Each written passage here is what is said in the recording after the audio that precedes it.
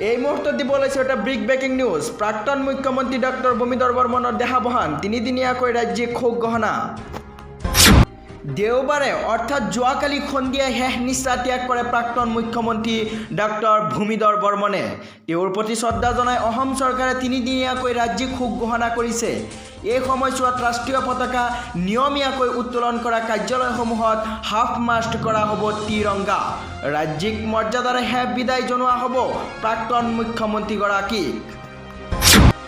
দিছপুৰ হাস্পতালত শেষ নিশ্বাস ত্যাগ কৰা ৰাজ্যৰ প্ৰবীণ ৰাজনীতিবিদ ভূমিধৰ বৰ্মনৰ শেষকৃত সোমবাৰে অৰ্থাৎ আজি সম্পন্ন কৰা হ'ব। তেওঁৰ জন্মস্থান বেলশৰত ৰাজ্যিক মৰ্যাদাৰে শেষ বিদায় দিয়া হ'ব জ্যেষ্ঠ নেতাগৰাকীক। উল্লেখযোগ্য যে অসমৰ ৰাজনীতিত ডক্টৰ ভূমিধৰ বৰ্মন এগৰাকী সৰল আৰু জনমুখী নেতা আছিল। চিকিৎসক হিচাপেও তেওঁ জনপ্ৰিয় আছিল। বেলশৰতে শেহতীয়াকৈ সময় কটাইছিল ডক্টৰ ভূমিধৰ বৰ্মনে। গাঁৱৰ সেই ঘৰত শেষ বয়সলৈকে খেতি বাতি কৰি সক্ৰিয় হৈ আছিল তেওঁ। নলবাৰী ৰাইজৰ তেওঁৰ প্ৰতি আছিল একান্ত আগ্ৰহ। সেয়েহে জন্মস্থানতে শেষকৃত্য সম্পন্ন কৰাৰ সিদ্ধান্ত লোৱা হৈছে। সিদিনা অস্ত্ৰসিক্ত নয়নেৰে নৱগ্ৰহত প্ৰাক্তন মুখ্যমন্ত্ৰী তৰুণ গগৈক বিদায় দিছিল। একালৰ সতীৰ্থ তথা নেতাগৰাকীক বিদায় দিবলৈ দুজন লোকৰ গাত বৰ থৈ সেইদিনা নৱগ্ৰহলৈ আহিছিল ডক্টৰ ভূমিধৰ বৰ্মন।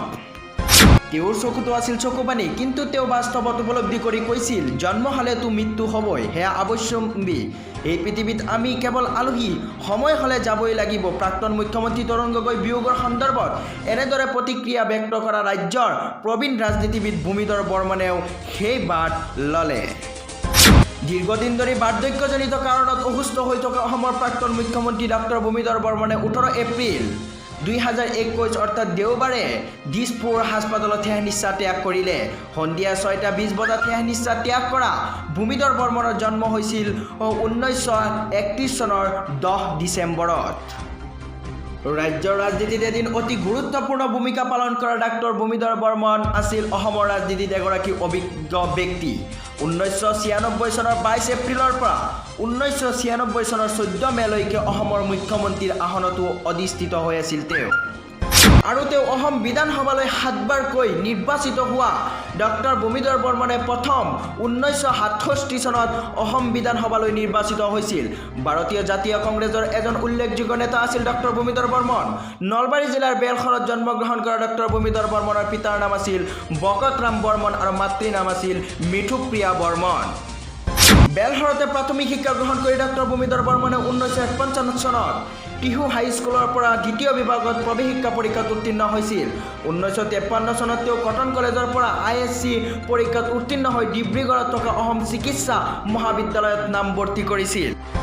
আৰু 1958 চনত সুখ্যাতিৰে MBBS পৰীক্ষাত উত্তীৰ্ণ হৈ ডক্টৰ ভূমিধৰ বৰ্মনে চিকিৎসা সেৱাত ব্যস্ত হৈ পৰিছিল।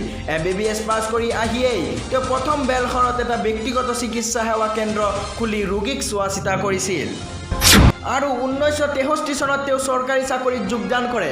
হলমৰা প্ৰাথমিক স্বাস্থ্য কেন্দ্ৰত চিকিৎসক ৰূপে নিযুক্তি লাভ কৰি তেওঁ পৰৱৰ্তী সময়ত বৰপেটা ৰোড স্বাস্থ্য কেন্দ্ৰত সহকাৰী চাৰ্জন হিচাপেও নিযুক্তি লাভ কৰে। আৰু ডক্টৰ বৰ্মনে কংগ্ৰেছৰ অতি বেয়া দিনত দলটোক ধৰি ৰাখিছিল। 1989 চনৰ পৰা 1991 চনলৈ তেওঁ আছিল নলবাৰী জিলা কংগ্ৰেছৰ সভাপতি। অসম প্ৰদেশ কংগ্ৰেছৰ সাধাৰণ সম্পাদক ৰূপেও 1985 চনৰ পৰা 1986 চনলৈ কাৰ্যনিৰ্বাহ কৰিছিল ডক্টৰ ভূমিধৰ বৰ্মনে। আৰু 1997 চনত তেওঁ প্ৰদেশ কংগ্ৰেছৰ উপসভাপতিৰ দায়িত্বও লাভ কৰিছিল। অসম প্ৰদেশ কংগ্ৰেছৰ ভাৰপ্ৰাপ্ত সভাপতি ৰূপেও তেওঁ কাৰ্যনিৰ্বাহ কৰিছিল।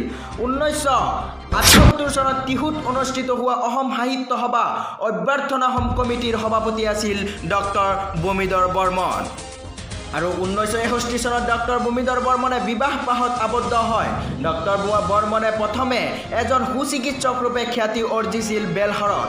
অসমৰ সেই সময়ৰ কংগ্ৰেছ জ্যেষ্ঠ নেতা মহেন্দ্ৰ মোহন চৌধুৰী আৰু প্ৰাক্তন সাংসদ তথা বিধায়ক প্ৰফুল্ল গোস্বামীৰ পৰামৰ্শমৰ্মে ৰাজনীতিত ভৰি থৈছিল ডক্টৰ ভূমিধৰ বৰ্মনে। 1966 চনত তেওঁ আনুষ্ঠানিকভাৱে কংগ্ৰেছত যোগদান কৰিছিল।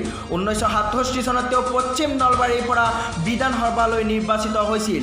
এতিয়া তেওঁ সমষ্টিটো ধৰ্মপুৰ নামেৰে পৰিচিত। 1972 চনত দ্বিতীয়বাৰৰ বাবে বিধানসভালৈ নিৰ্বাচিত হোৱা ডক্টৰ ভূমিধৰ বৰ্মনক সেই সময়ৰ মুখ্যমন্ত্ৰী শৰৎচন্দ্ৰ সিংহই তেওঁৰ মন্ত্ৰীসভাত ৰাজ্যিক ৰাজহ আৰু শিক্ষা মন্ত্ৰী ৰূপে তেওঁক নিযুক্ত দিছিল। অৱশ্য পিছৰবাৰৰ নিৰ্বাচনত অৰ্থাৎ 1978 চনত জনতা দলৰ প্ৰাৰ্থীৰ হাতত পৰাস্ত হৈছিল ডক্টৰ বৰ্মন।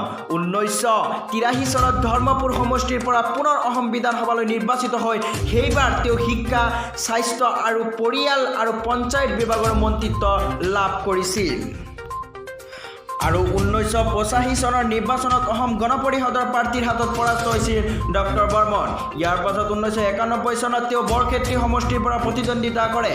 তেওঁ সমষ্টিটোৰ পৰা বিধানসভালৈ নিৰ্বাচিত হৈ অহাৰ পাছত হিতেশ্বৰ শইকীয়াৰ মন্ত্ৰীসভাত তেওঁ স্বাস্থ্য, শিক্ষা আৰু অসম চুক্তি ৰূপায়ণৰ দপ্তৰ লাভ কৰিছিল। নামনি অসমত ডক্টৰ ভূমিধৰ বৰ্মন আছিল এগৰাকী প্ৰভাৱশালী মন্ত্ৰী। আৰু তেওঁ 1996 চনত পুনৰ বৰক্ষেত্ৰী সমষ্টিত পৰাজয় বৰণ কৰে।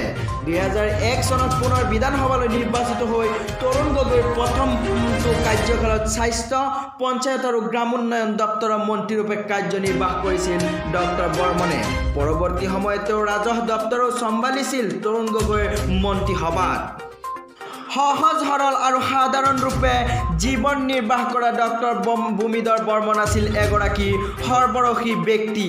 2019 চনলৈকে তেওঁ প্ৰত্যক্ষ ৰাজনীতিত সক্ৰিয় হৈ আছিল।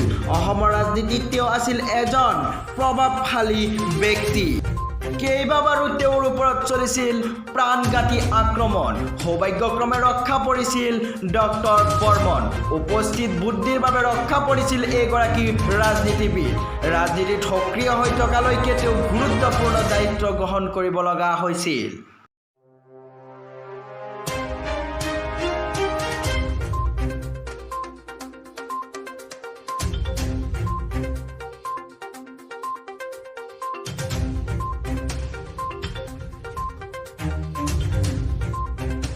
ইয়াৰ মাজতে দিব ওলাইছোঁ এটা ব্ৰেকিং নিউজ। অসমত আকৌ 639 জনৰ দেহত ধৰা পৰে ক'ভিড পজিটিভ। ৰাজ্যখনত এই ভাইৰাছত আক্ৰান্ত লোকৰ সংখ্যা 2,24,455 জনলৈ পাইছে বৃদ্ধি।